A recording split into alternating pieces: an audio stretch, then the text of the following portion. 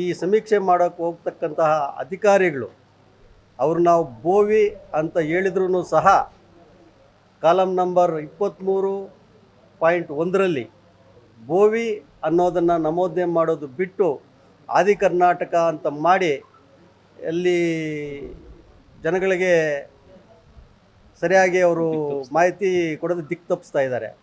ಈ ರೀತಿಯಾದಂಥ ಘಟನೆ ಕೋಲಾರ ತಾಲೂಕು ಕುರುಗಲ್ ಪಂಚಾಯಿತಿ ಚಂದ್ರಶೇಖರಪುರ ಮತ್ತು ಕುರುಗಲಲ್ಲಿ ಪ್ರತ್ಯಕ್ಷವಾಗಿ ನಾವೇ ಕಂಡಿದ್ದೇವೆ.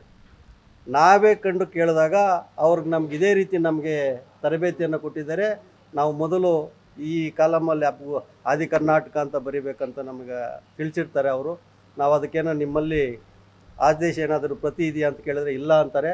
ಸೊ ನಾವೇ ಪ್ರತ್ಯಕ್ಷವಾಗಿ ಕಂಡಂತಹ ವಿಚಾರ ಇದು ಚಂದ್ರಶೇಖರಪುರ. ಬೇಕಾದ್ರೆ ಇವಾಗ ಜಿಲ್ಲಾಧಿಕಾರಿಗಳು ಅಲ್ಲಿ ನಡೆಸಿರ್ತಕ್ಕಂಥ ಸಮೀಕ್ಷೆ ಮತ್ತು ಆ ರೇಷನ್ ಕಾರ್ಡ್ ನಂಬರ್ಸ್ ಇರ್ತಲ್ಲ ಅದು ತೆಗೆದು ಚೆಕ್ ಮಾಡಲಿ, ನಾವೇನು ಸುಳ್ಳು ಹೇಳ್ತಾ ಇಲ್ಲ.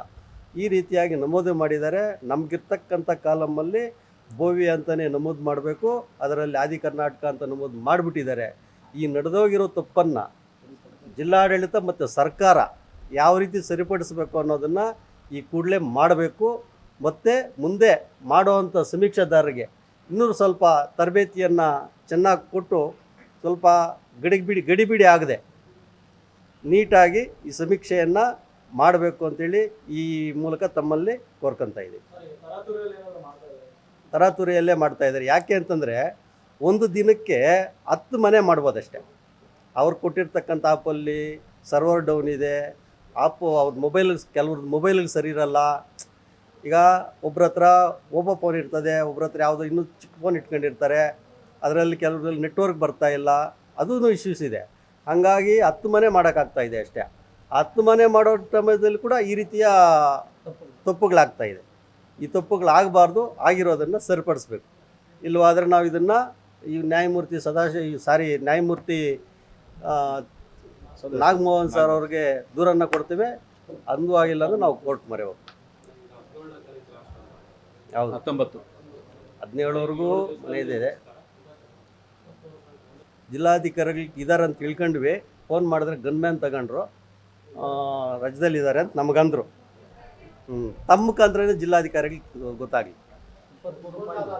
ಅಂದರೆ ಇದು ಏನಂದರೆ ಜಿಲ್ಲಾಧಿಕಾರಿಗಳಿಗೂ ನೀಡ್ತೀವಿ, ಆದರೆ ಇಡೀ ಸಮಾಜಕ್ಕೂ ಜನಾಂಗಕ್ಕೂ ಕೂಡ ಇದು ಮೆಸೇಜ್ ಹೋಗಲಿ ಅನ್ನೋ ಒಂದು ಉದ್ದೇಶ ಮಾಹಿತಿ. ಬೇರೆ ಕಡೆನೂ ಬಂದಿದೆ, ಬಟ್ ನಾವು ಪ್ರತ್ಯಕ್ಷವಾಗಿ ಕಂಡಿದ್ದೀವಿ. ಇಲ್ಲಿ ಬೇರೆ ಕರ್ನಾಟಕದಲ್ಲಿ ಆಗಿದೆ, ನಾವಿಲ್ಲಿ ಪ್ರತ್ಯಕ್ಷವಾಗಿ ನೋಡಿದ್ದೀವಿ. ನಾವು ಪ್ರತ್ಯಕ್ಷವಾಗಿ ನೋಡಿರೋದನ್ನ ಹೇಳಬೇಕು. ರಾಜ್ಯದಲ್ಲಿ ಎಲ್ಲ ಜಿಲ್ಲೆಗಳಲ್ಲಿ ಈ ರೀತಿ ಘಟನೆಗಳು ನಡೆದಿದೆ. ಅದನ್ನು ರಾಜ್ಯ ಮಟ್ಟದ ನಾಯಕರುಗಳು ನಿನ್ನೆ ಪತ್ರಿಕಾಗೋಷ್ಠಿಯಲ್ಲಿ ಮಾತಾಡಿ ಅದನ್ನು ಸಂಬಂಧಪಟ್ಟ ಬೇರೆ ಜಾತಿ ಅದು ಆದಿ ಕರ್ನಾಟಕ ಅಂತ ಜಾತಿ ಇದೆ, ಆ ಉಪಜಾತಿ ಬಂದು ವಲಯ ಅಂತಿದೆ. ಆದಿ ಕರ್ನಾಟಕದಲ್ಲಿ ಬೋವಿ ಅಂತ ಉಪಜಾತಿ ಬಂದಿಲ್ಲ ಎಲ್ಲಿನೂ. ನಾವು ಹೇಳ್ತಾ ಇರೋದು ಒಂದೇ, ಬೋವಿ ಅಂದಮೇಲೆ ಅದು ಉಪಜಾತಿ ಬರ್ತಾ ಇಲ್ಲ. ಆಪಲ್ಲಿ ಇರ್ತಕ್ಕಂಥದ್ದು ಬೋವಿ ಇಲ್ಲ ಒಡ್ಡರ ಆಗಲಿ ಇಲ್ಲ ಬೋವಿ ಆಗಲಿ ನಮೂದೆ ಮಾಡಿದ್ರೆ ಉಪಜಾತಿ ಬರಲ್ಲ.